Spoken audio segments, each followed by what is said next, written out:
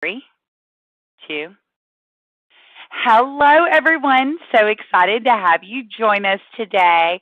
We have my very dear friend, Miss May Bagnell, here to talk to us about the art of communication. Now, I had the great pleasure of meeting May just shy of a year ago at a time in my life when I was really not up for socializing. It was very shortly after my father passed away this time.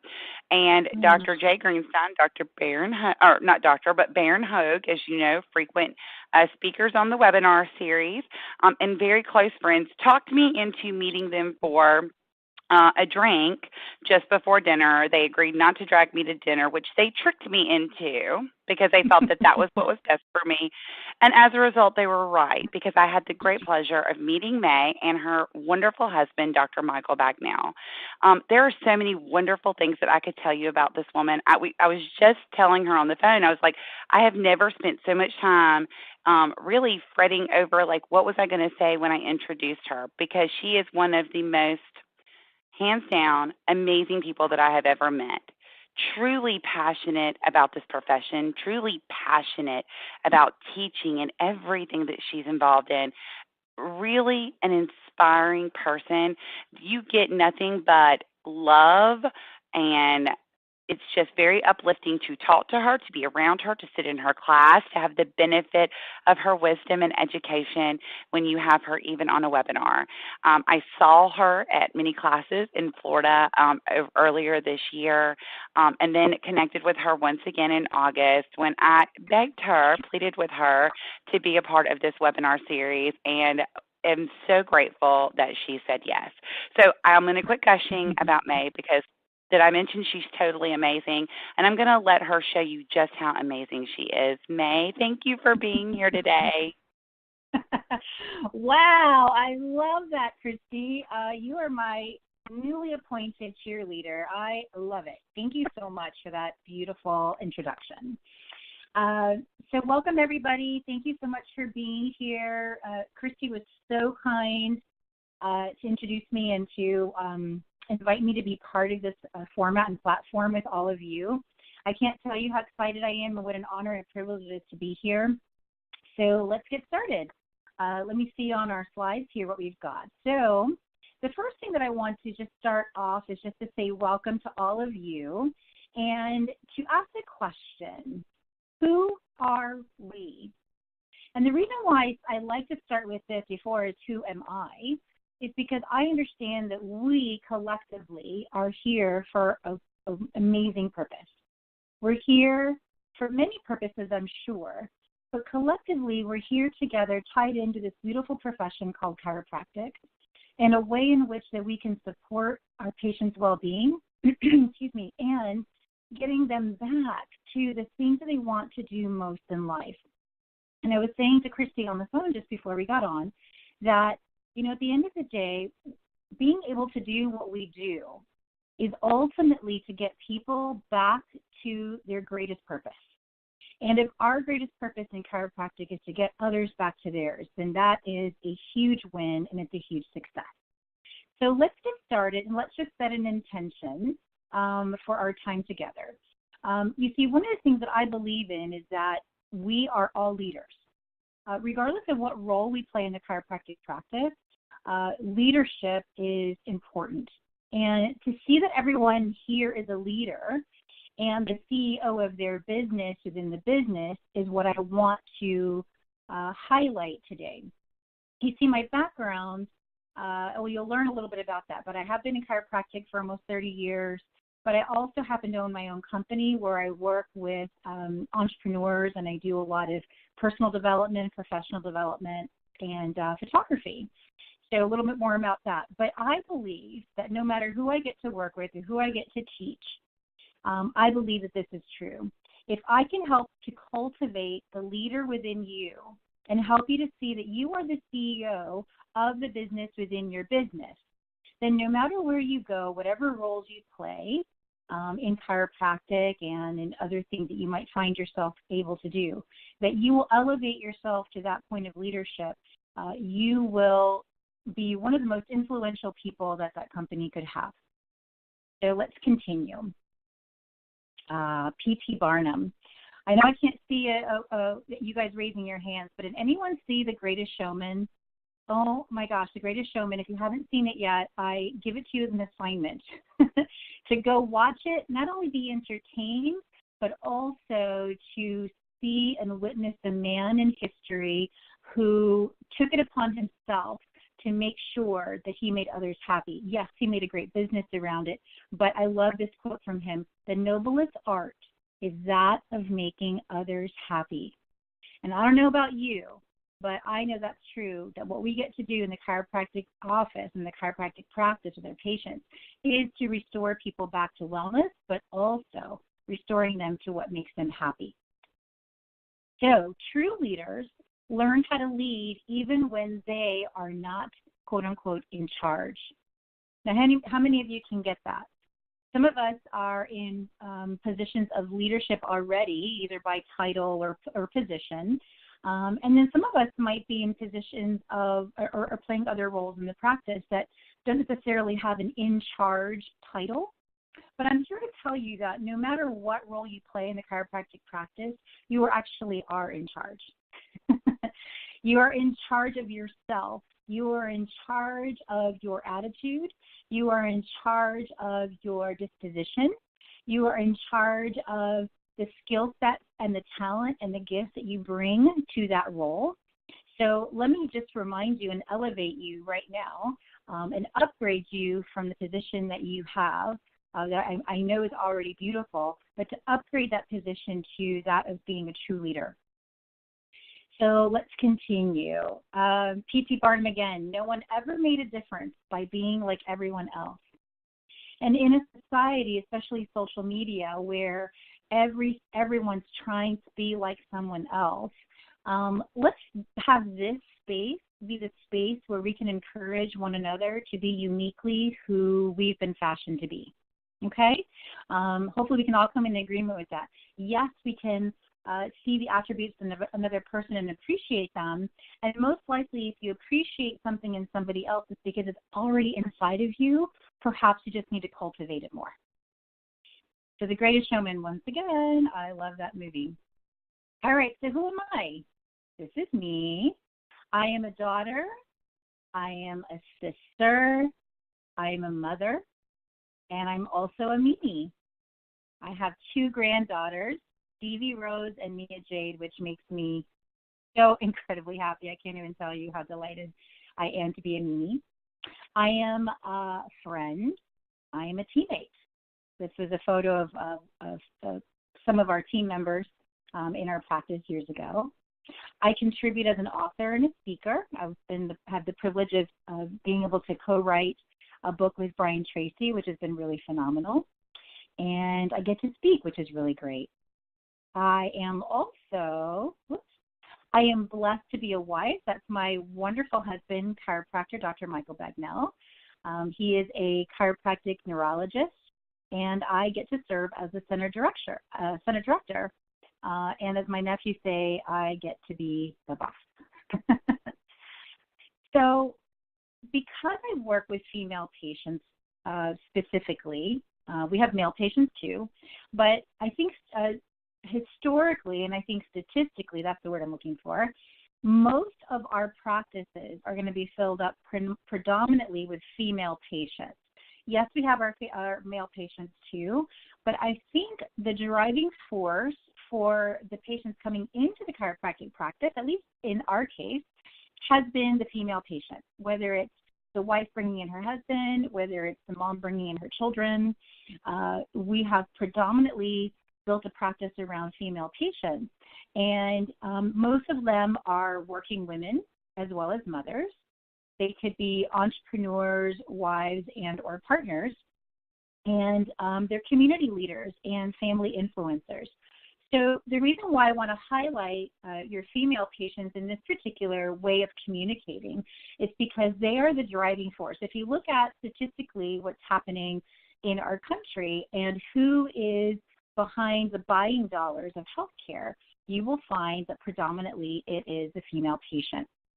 So before I go on, I want to share a video that I produced where I wanted just to share some of the elements and just kind of touch some of those centers of who a woman is, all the roles a woman plays, and then kind of circle that back around to how we get to influence that particular woman in our practices. So, Christy, I think we're ready to play the video.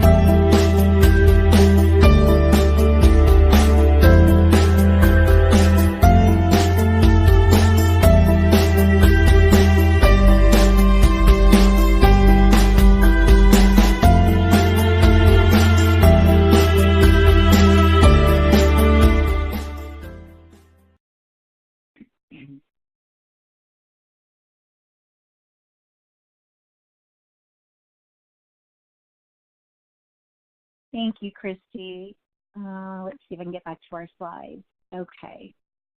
So I hope that inspired you by watching and seeing just how many roles a woman plays in her life, or possibly could play in her life. And understanding that allows us to kind of step back for a moment and to recognize that the woman that's walking into our practices is not just Mary, it's not just Amy, it's not just Lori, by name, but she also plays all these roles. And the reason why I mention that is when I talk about the art of communication, the most important thing that we can do is to understand the totality of the person who's walking into our practice. And that requires us to ask better questions. So one of the things that I like to say is we want to let go of what we think we do and embrace what it is that we really do. And what we really do is to be able to get women and families and men alike back to the purposes and the lives they want to lead in a healthy and vibrant manner. And we get to coach them through that. So this is a brilliant thing. The journey, which you like how I capitalize the "oh, you are there" because it's our journey, there is what we think we do. And then we can really step into the mindset of the patient, and that's what our goal is.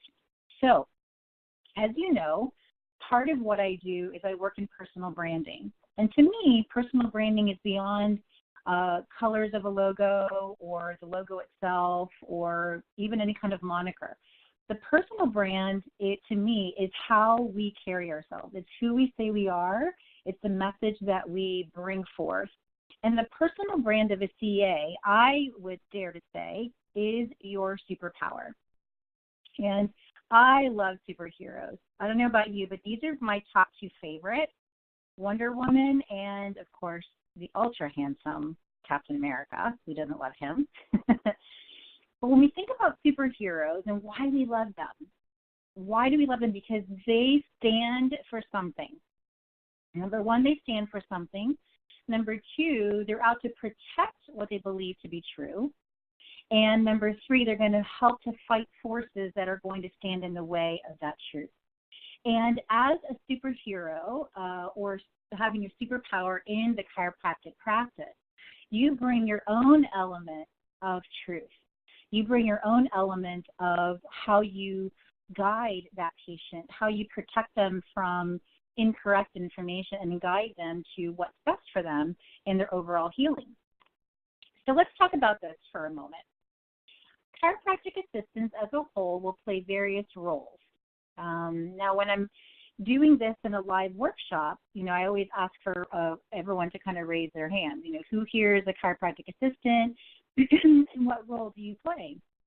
Most chiropractic assistants that I've encountered, and I was a chiropractic assistant for many years before I grew into all the other roles that I get to play now, is the first person that the patient gets to either hear on the phone or encounter when they walk into the practice. Now, some chiropractic assistants work in the front office. Some are working in the back office, in insurance perhaps, if your practice does that, or some other capacity. But either way, what you do matters. So think about the roles that you play in the practice. And think about who you are. And also think about, what do people often compliment you on? Is it, oh, Susie, your smile is so warm and welcoming, or Christy, your energy just like comes, is there way before you even show up. But think about the things that people compliment you on a regular basis, or what they often say about you. And I want you to hold on to that for a moment, because you might be wondering, well, what's my superpower? Well, I think for you to begin to understand what your superpower is, it's part of your personal brand. And part of your personal brand is how people already see you. So you can think about also stepping into what I like to call values, or your core values. When you understand this, it helps to offer you a way to hear how they learn and what they value. So let's look at this list here. And you're welcome to, I don't know if you'll get this replay later, but if anyone needs this list, I'm happy to provide it to you. But you want to do this exercise on your own, and I'd like to invite you to do this assignment. So by looking at this core values list, I invite you to look at it, scan through the words, and determine what would you say are your top 10 core values. And when you think of your core values and your top 10, these would be like the top 10 things that you know without a shadow of doubt you couldn't live without. Like for me, creativity, of course, is one of them. So you do the exercise by first stepping in to the first 10. Then what you do is you distill it down to 5. And then what you do is you distill it down to your top 3. And the benefit of doing this is it's an exercise to understand not only your own core values, but also begin to recognize some of the core values that your patients will have, because they'll begin to articulate themselves and they'll be able to speak based on what's important to them. For example, we had a patient who came in and, I engaged her in conversation, the doctor's taking care of her, and I noticed that every single time she came into the office, she had a different hairstyle. And not like pulled up in a bun and just ending down. No, like completely different hairstyle every single time she came in. She often would talk about her travels and where she was going next and the places that she's been. And she would talk about how she doesn't like to be in the same place for too long. So what I noticed about her, what I started to distill from this, is that this person values adventure. This person values variety. So by understanding that in the way she expressed herself, I was then able to convey this to our team, to our clinical team that's going to be working with the patient. And I said, you know what, guys, this particular patient really does love variety. So I know that we offer variety in our therapies all the time, But I just want to make sure that we make special attention to this particular set of therapies for this patient, because we know that she's going to gain more out of her being with us and her therapy with us if we provide variety for her, and if we offer opportunities for her to exercise her uniqueness while she's with us. So, of course, sharing this with the team, we went and did exactly that. And I have to tell you that she was so delighted. She would always say, I don't know what it is about coming in here, but I love coming in here. I feel so like myself, quote unquote, here. And here's what I'm here to tell you about the art of communication. We think the art of communication is about articulating and using our words, and yes, it is. But the deepest and most intricate part of communication, or the art of it, is to understand the uniqueness of the person or the patient that you're encountering and you're working with, and to be able to reflect back to them the highest values that they have in their lives. Does that make sense? I wish I could see your head nodding and all of that, but I can't. So hopefully that makes sense. So think about that story and think about a patient that you have in your office at the moment, and it helps to think about a particular patient. So think of someone who you have in your office that maybe is unique, that maybe has a unique way of coming in or expressing him or herself, and maybe there's something that you can do that can reflect a bit more of this person back for them to have a greater sense of belonging, a greater sense of understanding while they're there with you. All right, so core values. And if you need this list, I can always get to Christy and I can get it to you. All right, so when we talk about the next V, the first one was values, the next one is voice. So we talked about before about what you stand for and how you express that is important, and ways for you to listen to your patients. When you get this, you realize that you can learn to speak all different types of voices, as I like to say. We probably all hear, at least we have one dominant language, it's English if you're listening to me, but you may have another language that you are dominant or fluent in. Languaging or voices to me is like language. The difference is it's not a foreign language, it's just a voice. It's the inner voice of the patient. And when you begin to understand and interact with them, you can start to speak back to them the words that they use. Now that's really important. As a trained coach, I've been trained to understand and to listen to the words that people use. And when you can speak back the words to them, then they feel heard even in a deeper way. I think I can buy this kind of naturally anyway, but it's something you can cultivate for sure. And if someone says, I'm worried about my health, I'm concerned, or they use the word worry or concerned a lot, then you can repeat it back and you can say, you know what, Susie, I understand that you're worried about this particular aspect of your health. I understand that I see that it concerns you. And I'm going to make sure that the doctor knows that you shared this with me so that he can address your concerns. And so as a chiropractic assistant or any role that we play when we encounter a patient, it's important to speak back the patient's words to them because they will really feel heard when you do so. You could use your own words and it'll work out okay, but if you want a deeper sense of understanding, having your patients feel like you understand them at a deeper level, then use their words back when you speak with them, okay? Now the next one is vision. Vision, or the grander scheme of things, is the overall impact that your role and your position has in the life of a patient and his or her transformation. The other aspect of vision that I like to add to this is create a sense of psychic ownership. So what I want you to invite you to do, if you don't already do this, is to treat your position as your business within the business. I said this earlier, you are the CEO of the CA position. So if that's true, how will you lead? What development will support you? And how will what you do and learn now will you carry into your personal life?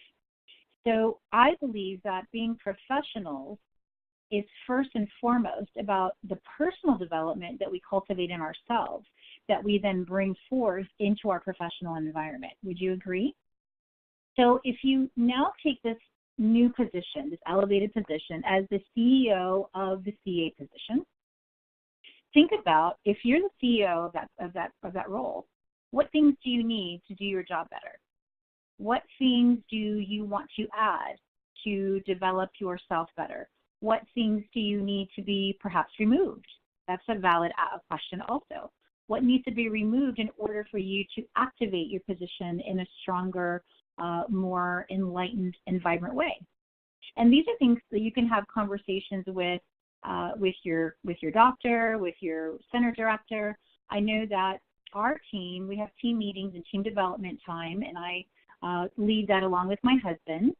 And one of the things that I want to do is I want to make sure that I'm cultivating my team personally, not just within the practice, because I know that if I value them, not only will they bring more of that into who they are into the practice, but also I know that they won't always be with us in our practice per se, but I believe in cultivating human beings into whatever is next for their lives.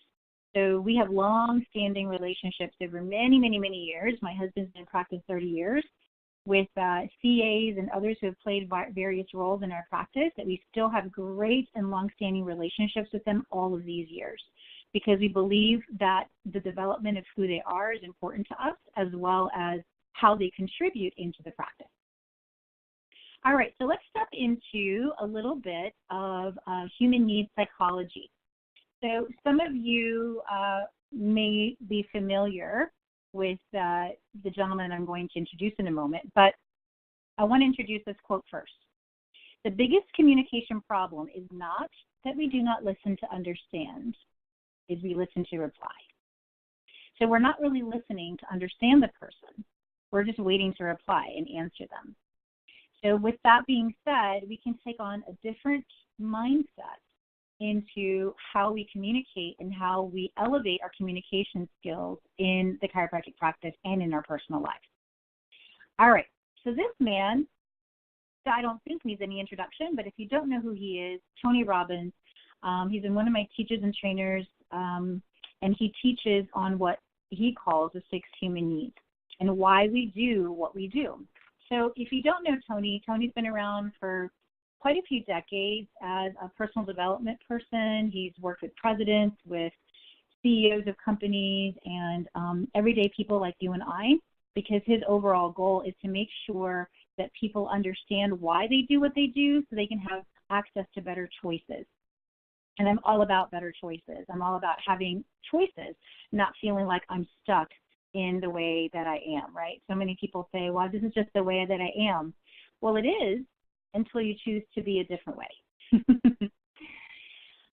Okay, so let's slow down for a minute. The 6 human needs in this order, they're not an order of hierarchy, this is the order they're presented, is certainty. We all have a need for certainty. We all have a need for variety. We also have a need for significance. We have a need for love and connection.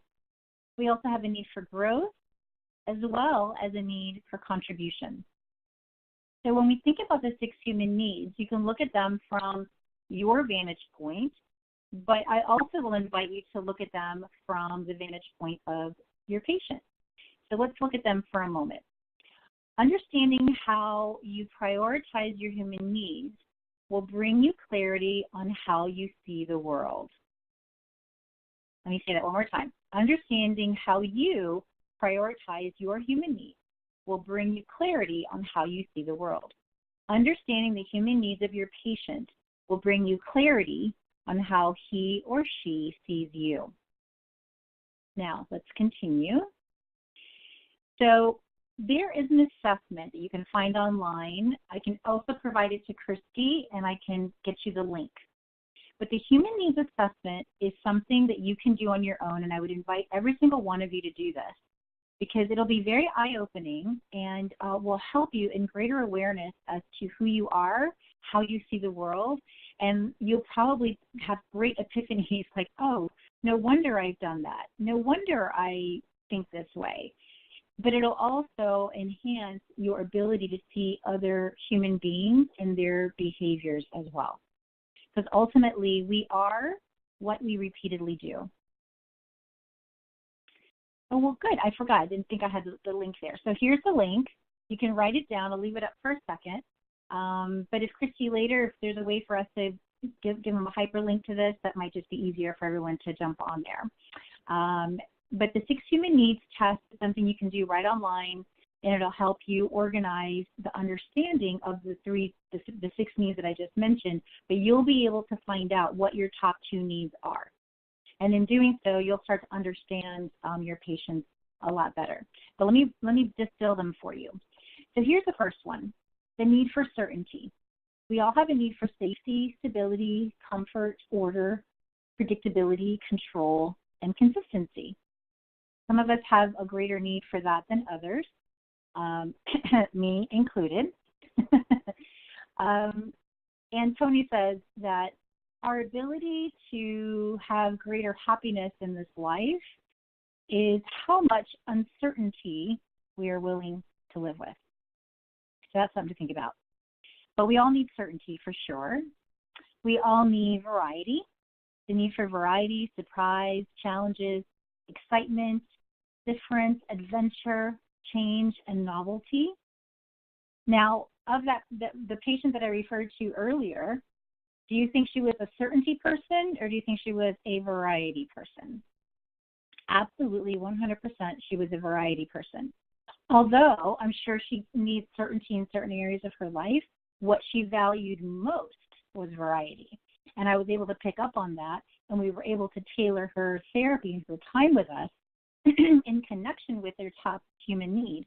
And that made her experience of being with us much more valuable. The third one, significance.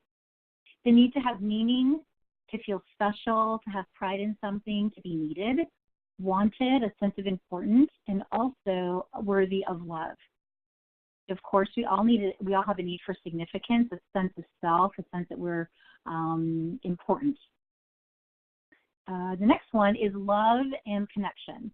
The need for communication, approval, and attachment to feel connected with, intimate and loved by other human beings. I have to say this is probably my second, certainty, loving connection. They kind of go back and forth. But I love this aspect of being connected to people. So that's really important to me. The next one is growth, the need for constant emotional, intellectual, and spiritual development. I think that if you're a person like me, and if you're here on this webinar, I'm pretty sure I can say that you are, that your highest value, or one of your highest values, is that for growth, that you want to consistently be growing. Because why? Yes, you grow for your own benefit and edification, but you also grow because out of that overflows into the work that you do, whatever role that you play. So growth is vital. And then the last one is contribution. It's that highest need to give beyond ourselves, to care, to protect, and to serve others. And I think that chiropractic is uniquely positioned with people and human beings that naturally are great contributors. Would you agree?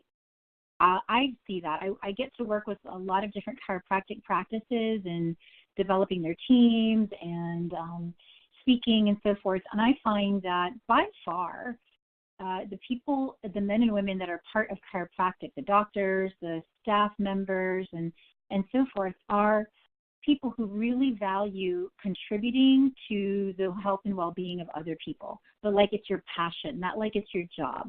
And so I would say that this is probably one of your biggest human needs if you have tapped into that. So one of the things that Tony teaches is that we can meet these needs in resourceful, neutral, and unresourceful ways. And if that's true for us, it's also true for our patient. So let's talk about the patient for a moment. It's important to have a distinction between what the patient wants, which is the outcome. Let's say it's relieving their lower back pain, relieving their neck pain, healing their child from ear infections, helping their child overcome allergies, whatever that might be. So that's the outcome, what they want. And then what they need, which is actually the steps to get to the outcome. Okay? So it's important that we distinguish those two as two different things. The wants and the needs are not the same thing. The needs are the steps to get them to what they want. And this is where your leadership is important, because the patient will say, okay, I really want this, or I really want to achieve this goal in my health. And as a leader or as a lifestyle coach of the practice, you get to provide the steps to get them to that outcome. Now, you and I know, let's say, for example, if I wanted to run a marathon, which I don't, but let's say I did. If I wanted to run a marathon, and I've never run before, and my outcome is this goal to run a marathon, then obviously I'm going to need some guidance into the steps to be able to run that marathon, right? And I'm going to need to understand the mechanics of running. I'm going to have to understand the mindset to running. I'm going to have to understand perhaps the nutritional supplementation that I will need to have the energy that I will need to run said marathon. So it isn't about just, lacing up my sneakers and going for a run. There are some needs that I'm going to need to cultivate in myself to get me to the outcome that I want. And if I'm committed to that outcome, I'll do it. So oftentimes our patients say they want something, but it's hard for them to stick to their commitment.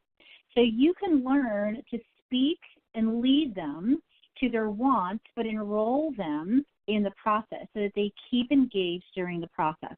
I don't know about you. Our practice is such that we have programs for our patients. So they're not coming in visit by visit. They're coming in for a series or a protocol that the doctor has prescribed. And it could be quite lengthy. It could be, 18 sessions. It could be 24 sessions that they're coming in for with us initially to get to the outcome that they say they want. So after a while, you can imagine that things can kind of get routine and life gets in the way, and maybe the earlier enthusiasm and commitment kind of wanes a little bit, and they're missing their appointments, and they're not following through on canceling or rescheduling. So as the lifestyle coach or the person that helps to encourage them, you get to keep enrolling them in the outcome. You get to keep enrolling them and reminding them of why they started this process in the first place. That's really important. Now, by putting it all together, the example that I gave you of the variety person that values freedom versus a certainty person that values excellence. Okay, do you see the connection there? So variety has to do with the human needs, like that patient that I mentioned to you earlier. She really values freedom to choose. So even though we have a protocol in place, and there are certain therapies that, of course, are going to be important for her to do and to walk through to get the outcome that she wants. Within that, we created some freedom for her to choose and to be able to do different things in a different order so that she would be content and able to execute her time with us in a way that was something she would look forward to. And someone who is a certainty person will most likely value excellence. Now, you know this person. This person is the person that comes into your office. They're almost never late. Sometimes they are early for their appointment. They get a little annoyed if we're not on time for their appointment. They value excellence because they want to know that if the doctor's going to call them back, they're going to get a call back, right? So by understanding the type of people that are coming into your practice, you can start to speak their language or speak their voice, as I like to say, and so they'll feel more heard. And even though you have a lot of patients that you serve, it can feel like to the patient that they're the only patient that you have time for, because the way in which you communicate with them is of high value.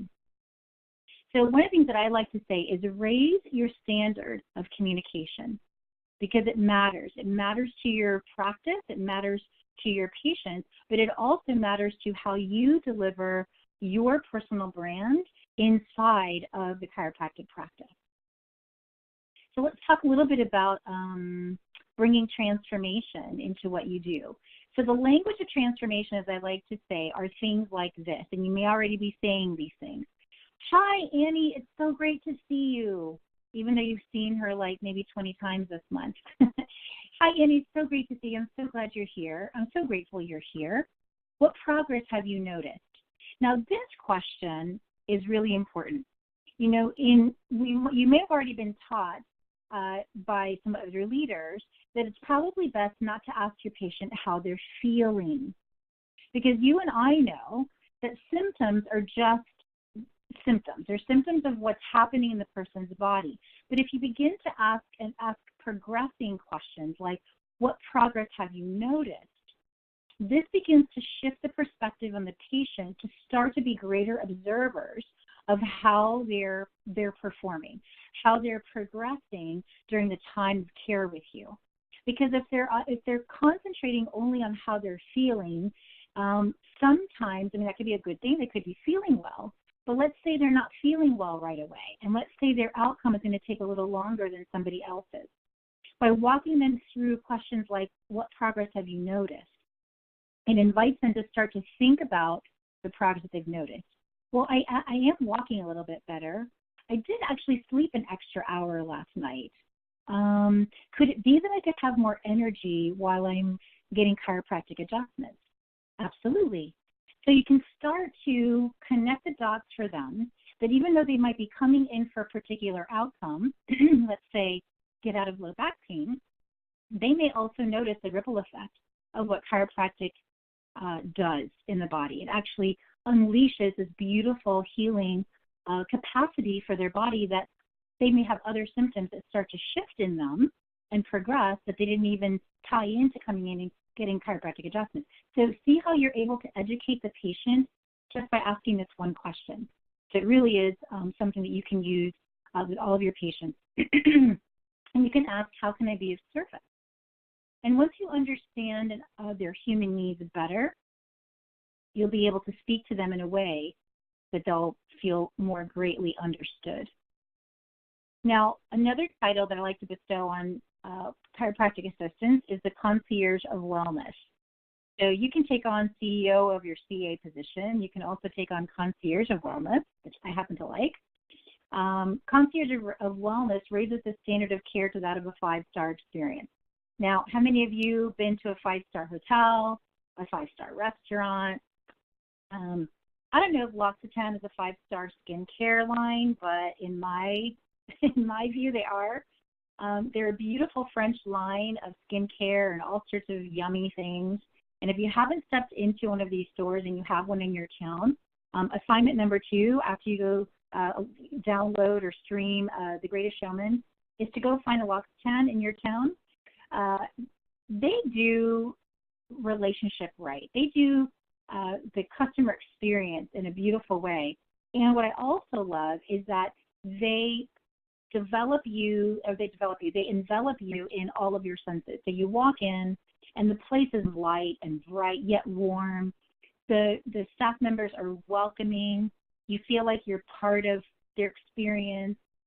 They invite you in without overselling, and they help to cultivate a relationship with you. Now, if you are about like me, I'm thinking, okay, how can I borrow from this into what I get to do for my patients?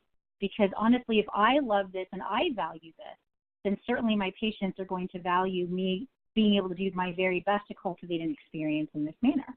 So by building relationship and anticipating the patient's wants and needs and surpassing them is a really beautiful thing. And I also believe in under-promising and over-delivering, because honestly, it is the little things that create the meaningful relationships. When we over-promise and under-deliver, the service falls flat. And you've been in those situations.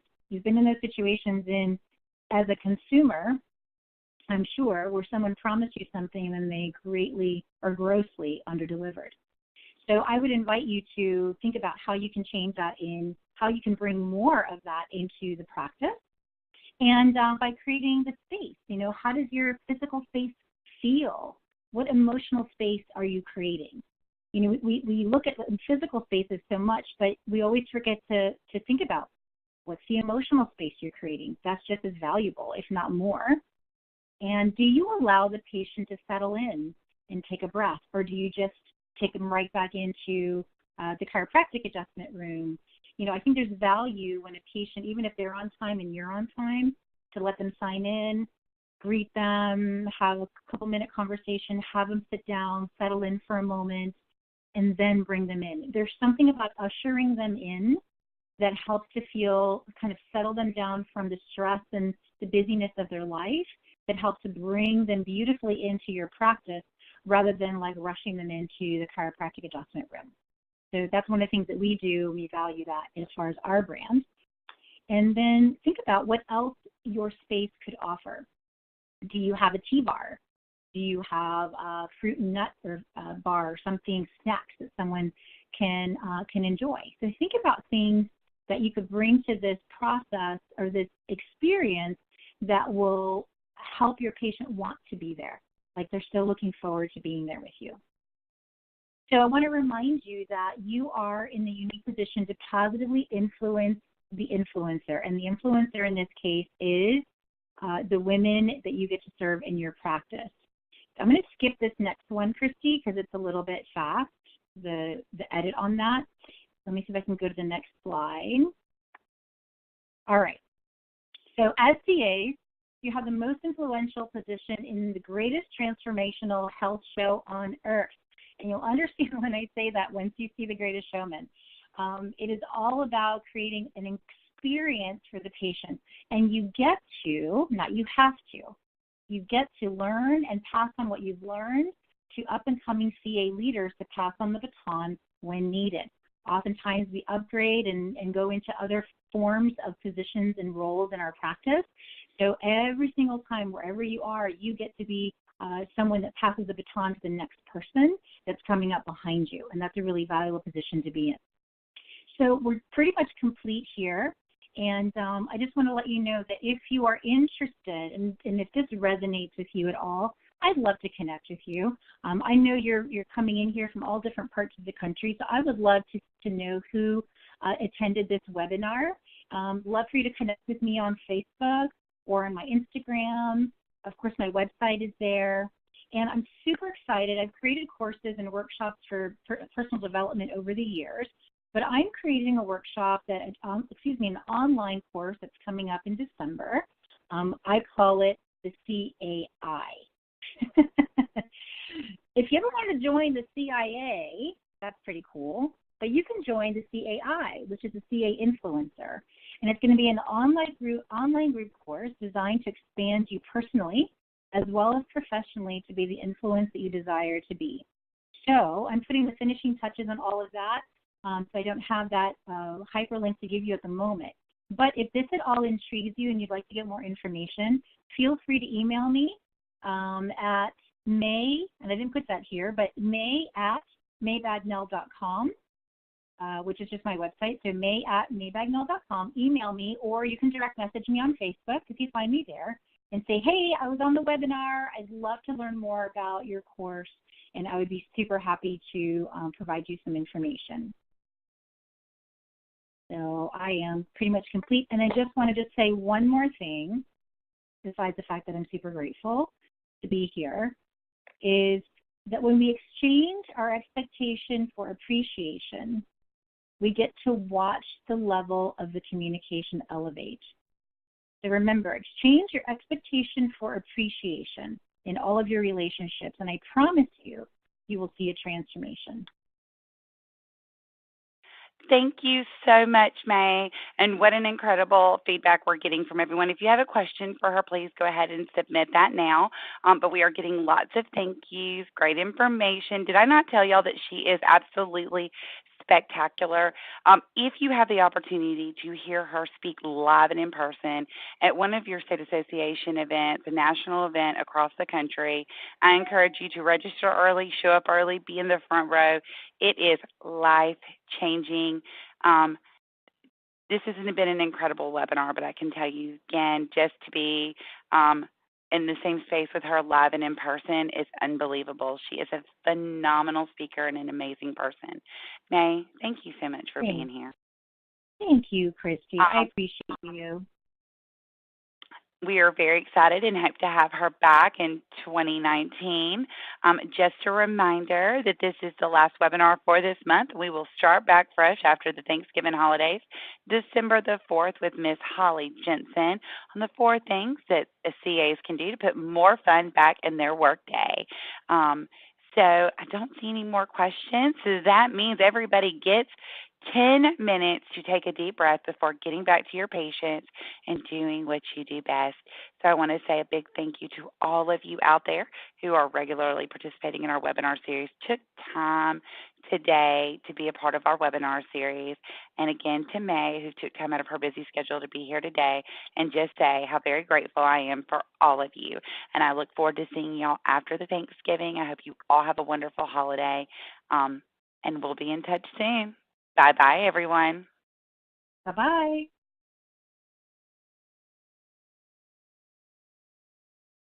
All right.